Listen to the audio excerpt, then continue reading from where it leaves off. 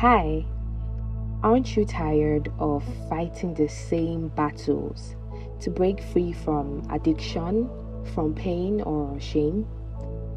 Well, welcome to ENAC, the 90 days journey of enabling newness. We're stepping into freedom by rooting out lies and sowing the truth, God's truth.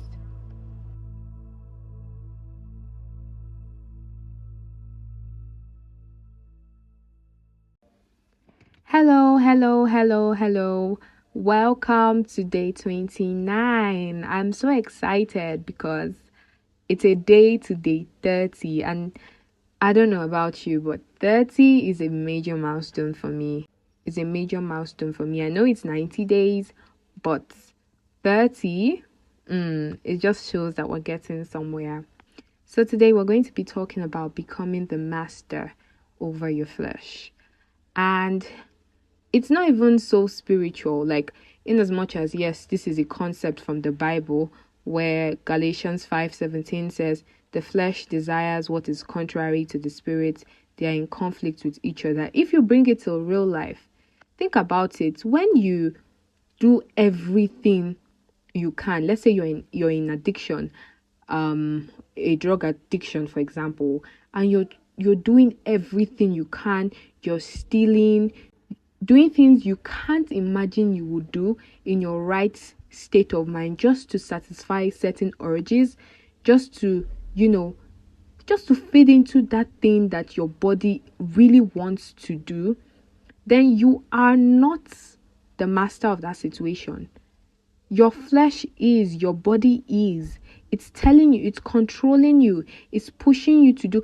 Okay, in the morning you told yourself, no, I'm not going to watch porn. I am over it. You couldn't imagine yourself opening your screen to that site and watching it. But then it's evening, you're exhausted from the day, and you have the urge, you have the craving to open your phone, maybe because of how the day went, maybe because of your mood, and maybe because of your desire.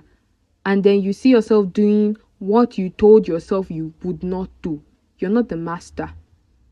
Something else is, and it's your flesh. It's your body that wants to please itself, right? Or wants to, fill certain voids that you have. Your situation. You have to become the master over your body. You have to be the one to be able to tell yourself, do this, and you have to be able to control yourself. Sometimes people that hurt people are not evil people. Sometimes there are people who could not control themselves. They don't have the power over their bodies. They don't have the power over their flesh, right? It's their craving that is winning. It's their desire that is winning.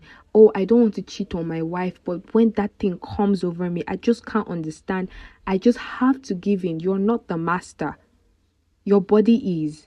And that is not God's design for you. That is not the design as man. As man, you're supposed to dominate over everything, including your body. The dominion mandate is not just over animals. It's not just over land. It's not just over riches. No. It's over your body. It's not over another person's body. It's not over your wife, but over your body. You need to have that power. You need to become the master of your flesh, right? And the only way you're going to do this, especially if you're in addiction, is by telling yourself no. It's simple. It sounds so simple, but it's not. But you need to build that muscle. It's a muscle. Once you start telling yourself no, and you start training yourself, starving certain things repeatedly, the easier it gets. The more you say no, the easier it gets. Your no is building spiritual strength. It's like you're building a muscle. And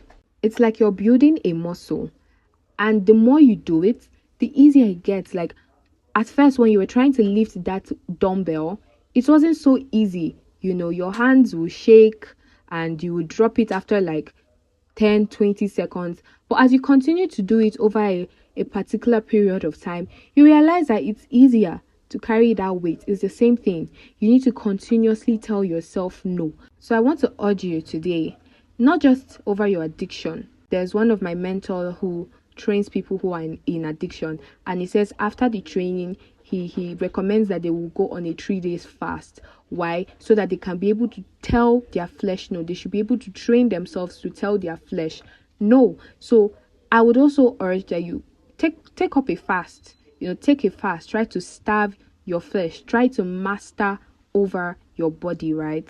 Now, as a Christian, you are not to live by the flesh, because the same spirit that raised Jesus lives inside of you, and your freedom is not just possible, it is a promise, right? But you have to choose whether you have to choose to either feed the flesh or feed the spirit.